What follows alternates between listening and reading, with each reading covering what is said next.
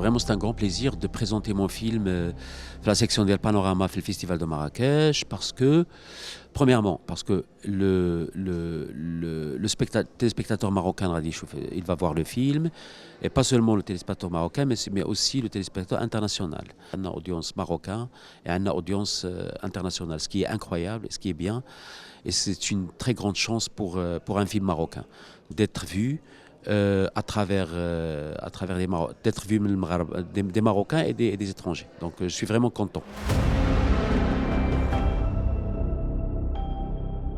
C'est un être humain qui a beaucoup aimé le Maroc, qui a beaucoup aimé les Marocains et qui a vécu au Maroc et qui a quitté son pays pour rester au Maroc. Et parce qu'il a carrément créé une génération incroyable. The Big Generation, c'est le Godfather de The Big Generation au Maroc. Plusieurs Marocains ont eu la chance d'être aussi des écrivains et d'être aussi des peintres et des artistes en général. Donc, si tu veux, vraiment, c'est un monsieur. Pour moi, c'est un philosophe. C'est un philosophe, c'est un, bien sûr, écrivain, c'est un être humain qui a beaucoup aidé et aimé le Maroc. Donc voilà, c'est ça pour moi.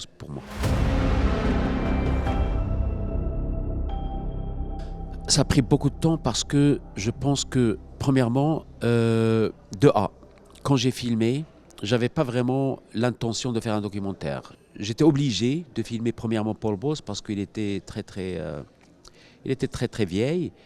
Et moi, je me suis dit, il faut que je le filme avant qu'il parte.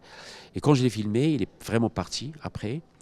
Et après, je me suis dit, OK, il faut que je filme les Marocains qui ont vécu avec lui. Et j'avais pas vraiment l'intention de vraiment faire un documentaire. Qu'il y a 2-3 ans, que j'ai eu un appel de Harry, qu'ils ont dit, voilà, ton matériel est là, il faut se débarrasser de ça, ou il faut le prendre. Donc là, j'étais obligé de revoir ce que j'avais.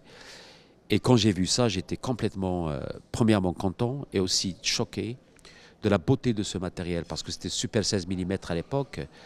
Et là, j'ai décidé, OK, je vais faire un documentaire. Et quand j'ai vu tout ça, j'ai commencé à réécrire, si tu veux, le documentaire, et j'ai commencé à réaliser le documentaire, et aussi à le finir. C'est très difficile. Non, Mohamed Choukri, c'est un cadeau, Mohamed Choukri. C'est un cadeau, un grand cadeau littéraire, un grand cadeau humain, et aussi quelqu'un qui est très honnête et quelqu'un qui est très intelligent. Pour moi, c'est un des meilleurs écrivains marocains et arabes, pour moi, vraiment. Donc, et, et c'est très important, pour moi, c'est très important de filmer Mohamed Choukri et pour les Marocains.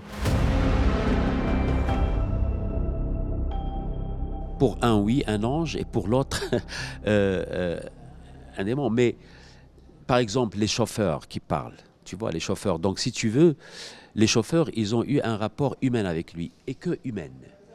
Donc, Mrabat et Mohamed Choukri, ils ont eu un rapport de business avec, tu vois. Et quand il y a le business, on commence à parler et à avoir ce genre de trucs. Pour moi, et Choukri, Choukri est très intelligent, il a dit qu'il a aimé le Maroc, mais il n'a pas aimé les Marocains. Je le comprends vraiment. Et je vois exactement ce qu'il veut dire. Moi, je dis autrement parce que j'ai connaissé aussi Paul Bos et j'ai mon point de vue, moi. Pour moi, il a aimé les Marocains parce qu'il a donné la chance à plusieurs. Il a ouvert beaucoup de portes parce que même Mohamed Choukri et Mohamed Mrabat et Yaqoubi et toutes qu'on connaît maintenant comme des artistes, etc., c'est à cause de Paul qu'ils sont là.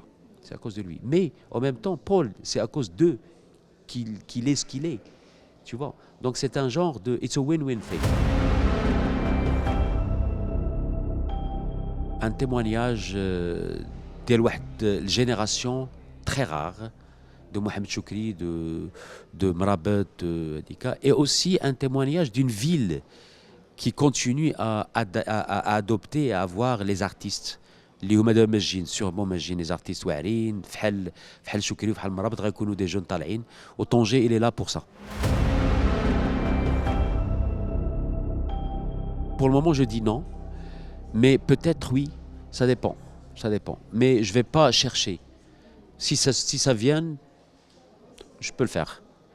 Mais pour le moment je me vois toujours comme producteur parce que c'est un travail pour moi que j'aime beaucoup, que j'adore. Et le travail de réalisateur, je viens d'avoir l'expérience, c'est très intense, c'est très, et ça va prendre beaucoup d'énergie pour faire un autre. Bon, pour le moment, je dis non, mais on ne sait jamais. Mohamed Choukri, oui. Mohamed Choukri, ouais. Il faut tourner des histoires que Mohamed Choukri a écrites. Le pain nu, c'est incroyable, tu vois. Ouais, Sourd Dakhl, etc. Qui est des histoires de Mohamed Choukri qu'il faut réaliser comme fiction, quoi, je pense.